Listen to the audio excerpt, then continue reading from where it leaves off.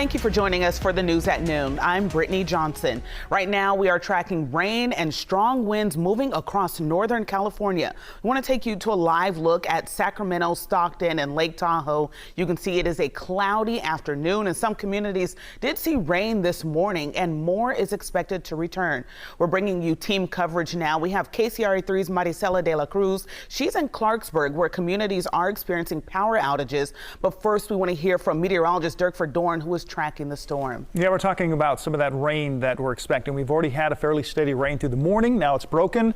We're looking at maybe a few scattered showers, but for the most part, the rain is tapered off for this afternoon, at least the early afternoon. Expect to have the rain, though, picking up by late afternoon and on the evening. The second band already working its way along the California coast. That will bring some heavier rain to our area. But how much rain are we expecting?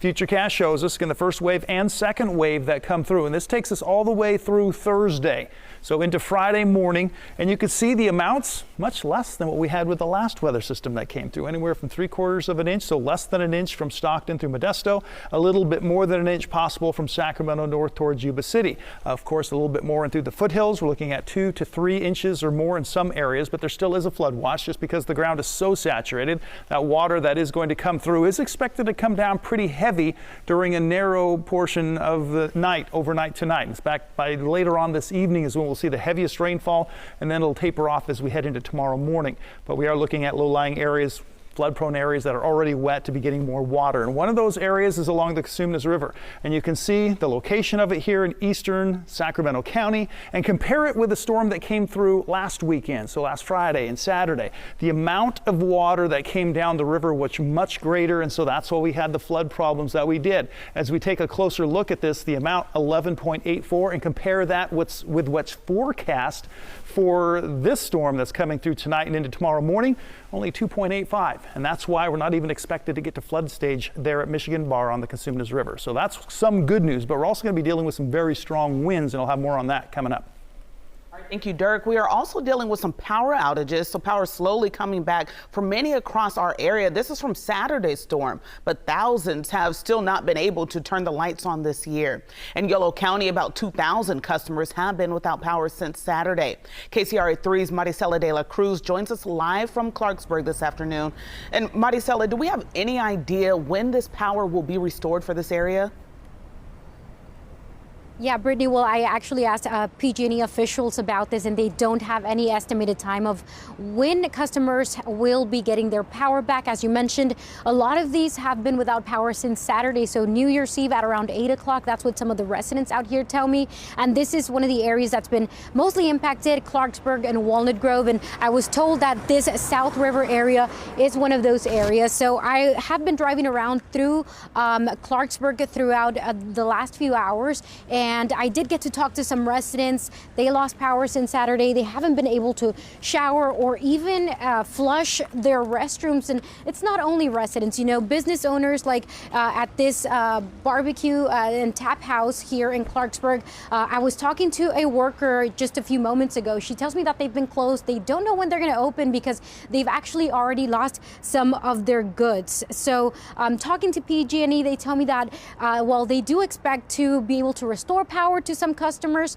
they are also expecting a lot more customers to lose power throughout the next few hours into the evening and into tonight. And they said that they've actually also reached out to other public utility companies and some from Southern California to give them aid, and some are heading out this way to try to provide some assistance to them. Now, they are also saying that they're expecting mudslides, trees down in the area, so that's going to make it a lot more difficult for them. Again, this area, Walnut Grove, Clarksburg area, has had one of the biggest outages, and there is no estimated time of when they're going to be able to get any power back to any of the customers. Some of them, as I mentioned, did lose it Saturday, and some of them this morning, and more are expected to lose it throughout the rest of the evening. We're live in Clarksburg. Maricela de la Cruz, KCRA3 News. All right, thank you, Maricela. As soon as you get more information, we'll be checking back in with you. And as we do prepare for more rain and wind, SMUD is issuing a warning to customers. KCRA3's Danica Hill explains the message the agency is sending.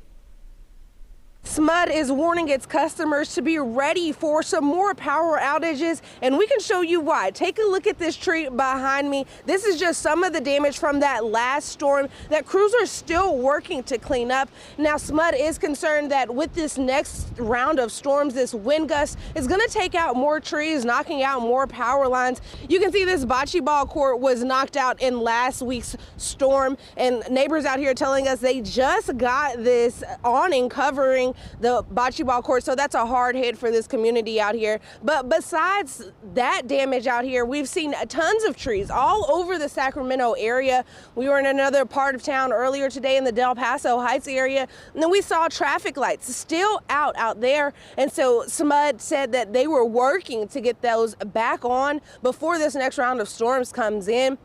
But that's what they're warning their customers. Be ready. So last night they sent out a voicemail telling their customers that more outages are possibly on the way. So make sure you have your emergency kits ready. Make sure that you have flashlights and phones charged and ready to go just in case of an emergency. And so the other thing that SMUD is telling its customers, if you see an outage, a down power line or a down tree in your neighborhood, report it online immediately. That will give them a better chance at seeing the situation as it's happening on the ground, and then they'll possibly be able to get to it sooner. In East Sacramento, Danica Hill, KCRA 3 News. Let's take a look now at power outages throughout the state. Right now, more than 2,000 customers in Sacramento County are without power. In San Joaquin County, there's less than 1,000 customers there without power. And I know we have felt some strong winds during the last storm this weekend. Dirk, what are winds like now? Winds right now are not too bad. I mean, it's a little breezy outside. Those winds are going to be increasing, though, as we go through this afternoon, and especially by later on tonight. What's causing all this is the strong Pacific storm that's out here spinning around. You can see the center of the storm. That's the area of low pressure. And the thing with these storms is the lower the pressure, the stronger the storms. That's how storms are measured in strength, is by how low the pressure is. Well, if you take this pressure that currently is being read by this storm at 956 millibars, I think, well, what does that mean? Well, that's similar to a Category 2 hurricane.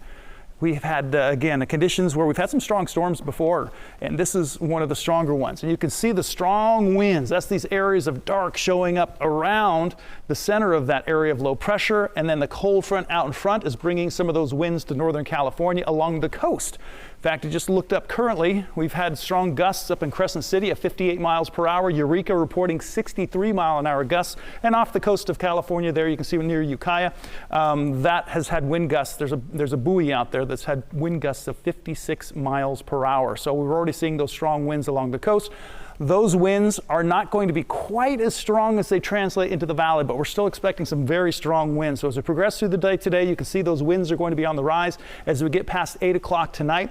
Winds, sustained winds of between 30 to 40 miles per hour, and gusts up over 40 to 50 miles per hour. In fact, by midnight, we're looking at sustained winds close to 40 with gusts close to 60 miles per hour. That's going to be the peak wind, and then we'll see those winds taper off as we go through the early morning on Thursday, and eventually by tomorrow afternoon, those winds should be less than 20, more likely 15 miles per hour. Brittany? All right, thank you, Dirk. In light of the storm that hit our region over the weekend, several state agencies teamed up today to discuss what steps are being taken ahead of today's storm. Our press conference just wrapped up about 30 minutes ago, and that's where state officials explained how they are getting ready to respond to emergencies in the coming days and what they are doing to alleviate the impacts from the storm, the levee breaches that you saw over the weekend. Today and in coming days, we have pre-positioned equipment across the state, and we are working with all manner of law enforcement agencies, as you'll hear, to be ready for those emergencies. And we're addressing challenges or problems that we have experienced from the last storm just a couple of days ago. Let me give an example. Here in Sacramento County, the breaching of agricultural levees along the Cosumnes River obviously created a major flooding challenge and the closure of Highway 99.